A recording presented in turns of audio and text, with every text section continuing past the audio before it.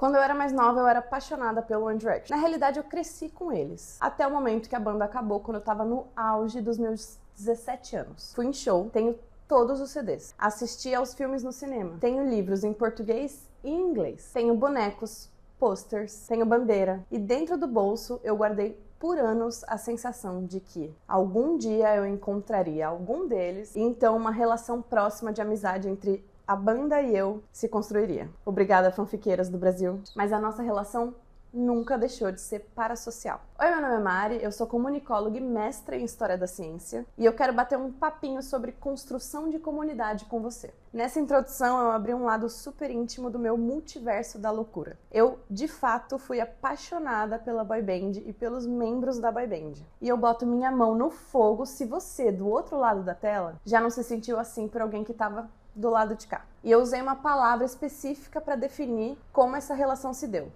Parasocial.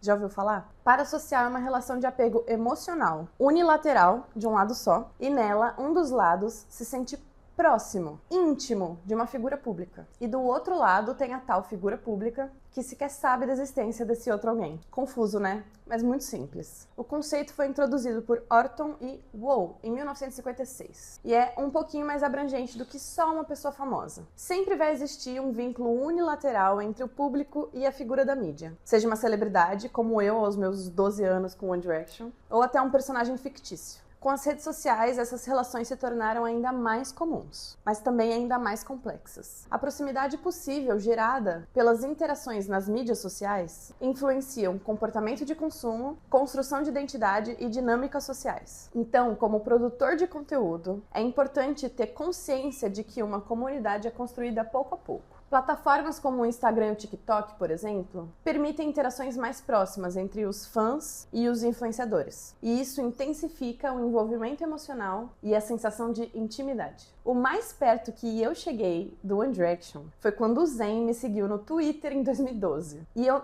nem tenho mais essa conta. E a proximidade gerada pelas plataformas não intensifica só o envolvimento emocional, mas transforma os consumidores do conteúdo em participantes ativos na criação e na disseminação do tal conteúdo, influenciando diretamente na dinâmica de poder dentro dessa relação que está sendo construída e, por consequência, na construção de identidade nas comunidades online.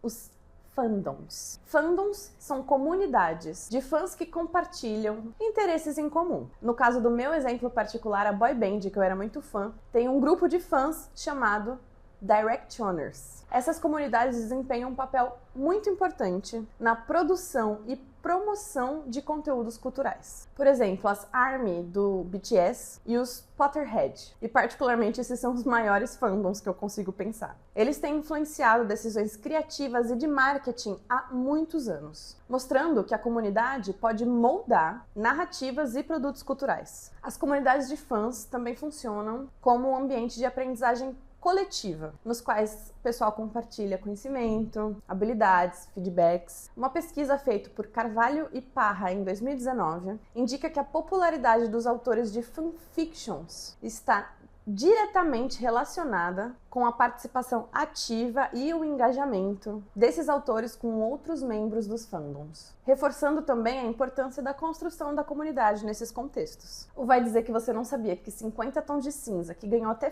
filme, começou sendo uma fanfic de Crepúsculo? Tá, mas você deve estar se perguntando o que isso tudo tem a ver com a produção de conteúdo aqui na internet. O número de seguidores de um influenciador pode afetar diretamente a percepção de autenticidade e confiança por parte dos seguidores. Influenciadores com grandes audiências tendem a serem vistos como mais confiáveis, o que pode aumentar o poder de persuasão. Né, Virgínia? Só que vamos lá.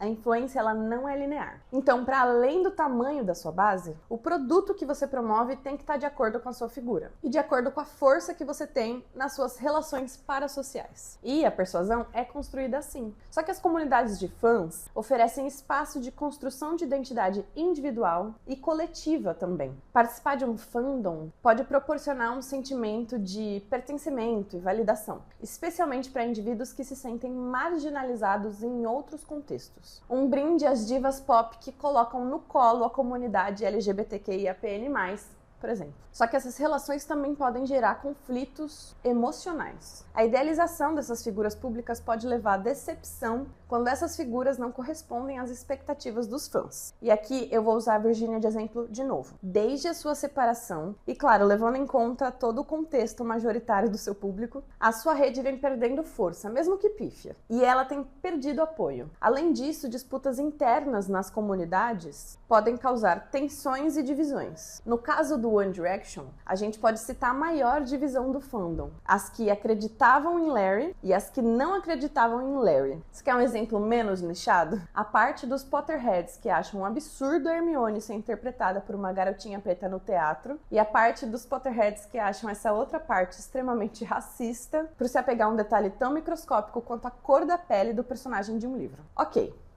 E vamos para a problematização social agora. As percepções sobre as relações parassociais também variam de acordo com gênero e orientação sexual. Mulheres e pessoas LGBTQIAPN+, são frequentemente estigmatizados pela percepção ativa de fandoms, comumente rotuladas como histéricas ou obsessivas. Em contrapartida, comportamentos semelhantes e ainda mais absurdos por parte de homens heterossexuais, especialmente em contexto de futebol, são frequentemente normalizados e até celebrados. E eu prometo que eu não vou dizer que eu nunca vi um grupo de mulheres enfiar uma barra de ferro no... Alguns estudos destacam que mulheres e pessoas LGBTQIAPN+, utilizam os fandoms como espaços de resistência e afirmação identitária, além de, claro, acolhimento. Mas relações parassociais são construídas à torto e à direito desde que a mídia é mídia, tá? Não é uma coisa de agora. Só que as redes sociais geram esse fenômeno ainda mais complexo, influenciando significativamente a cultura contemporânea. As relações parassociais dentro das mídias atuais moldam comportamentos de consumo, dinâmicas sociais e de identidade, e a gente precisa entender as nuances dessas relações para compreender os impactos positivos e negativos que surgem ao longo da construção dessas tais relações. Especialmente você,